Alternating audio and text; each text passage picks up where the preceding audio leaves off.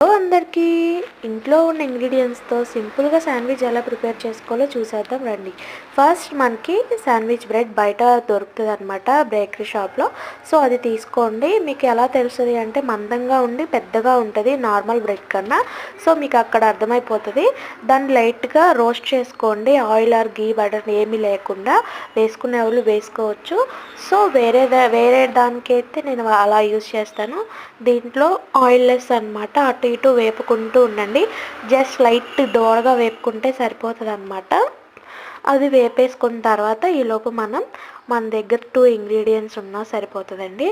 అలానే ఏంటిదంటే onion, tomato ఇలా సన్న స్లైస్లా కట్ చేసేసుకోండి. అలానే కొత్తిమీర, నా దగ్గర ఇవే అవైలబుల్ ఉన్నాయండి. క్యాబేజీ, క్యాప్సికమ్, కీరా, క్యారెట్, సో ఇవన్నీ వేసుకోవచ్చు.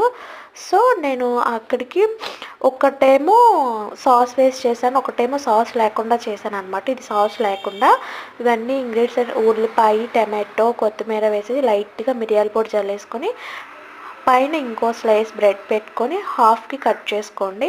సో శాండ్విచ్ రెడీ అయిపోతుంది అనమాట. యమ్మీగా తినేయచ్చు, హెల్దీ కూడా ఉంటుందండి.